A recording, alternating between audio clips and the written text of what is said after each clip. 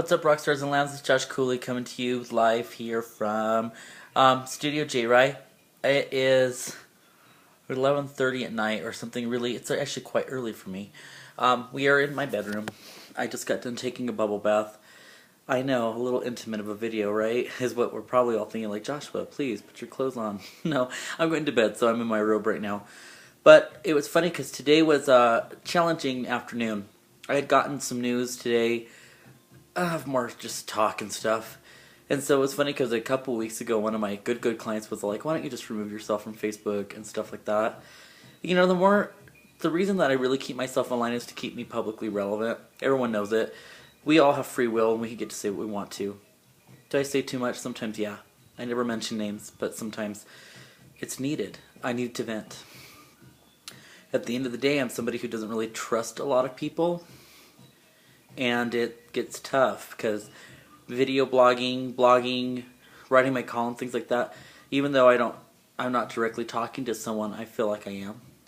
That's kind of, it's really weird for me to be an extroverted introvert. Like, people know me for being introverted. Get it? Like, I'm publicly known for being introverted and talking to technology. There's something quite nerdy about it all. But it's funny because there's a lot of stuff that I read before I go to bed at night. Let's see if I can keep this steady.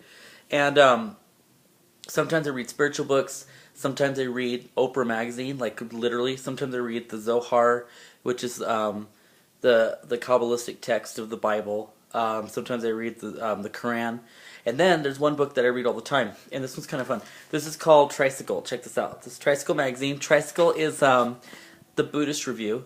It is funny because I'm not super Buddhist, but I definitely like their principles of things. I can't keep this thing steady. And it was funny because I was talking about my trust issues earlier. The reason I wanted to make a video is because there's a little column in here called Dear Abby Dharma. And I want to read this to you. This is fun. This one's a good one. So I'm going to read it to you. Here's Dear Abby Dharma in my lap right now. And it's funny because Dear Abby Dharma says to me, it says, I often wonder about loving oneself and awareness. I'm terrified of getting into a relationship, so I avoid pain by avoiding relationships. But I end up creating more pain for myself that way. And I often find myself in a bad situation. How can I achieve a level of self-esteem where I'm open to new relationships? And then it says, sincerely afraid to commit. What I like about Tricycle magazine is that it's very non-judgmental. And Dear Abby Dharma only has one thing every quarter. So that's a really cool question. Is this person saying that they're afraid to commit is afraid of even getting in relationships of any kind, romantic or personal, because you know they have commitment problems. They're afraid of it. What Abby Dharma is saying in the response is that you already are aware of the fact that you have trust issues, so you can't go forward until you tackle your trust. And I don't believe in coincidence. People know that. Tonight was a really odd night because this afternoon was a strange afternoon. I went through Facebook and blocked probably a good 12 people that are all interconnected, and it felt different because I said I didn't ever want to block people, but I did. And I have trust issues on many levels. And I was laughing at opening that page, and I was laying in the bathtub reading Tricycle and reading Dear Abby Dharma, and it started talking about trust issues. And I was like, holy shit, there is no coincidence. I'm having trouble with trusting. And people see it.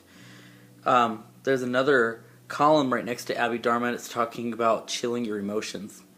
As I've always said, I have a temper. And I have a big temper. I get very angry with people, especially when I don't feel like I can, trust them.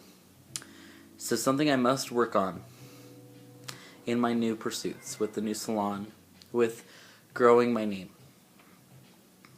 is learning to trust, or learning to really count on myself and being more consistent.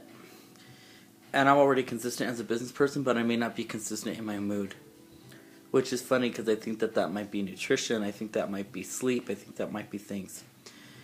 But there are trust issues deep down. There are emotional issues deep down that are all based on the trust, and I don't know if I want to deal with them.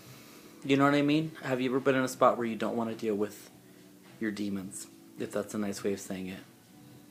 I don't know. You let me know. How do you learn to trust someone? That's my question for you, lambs. Email me.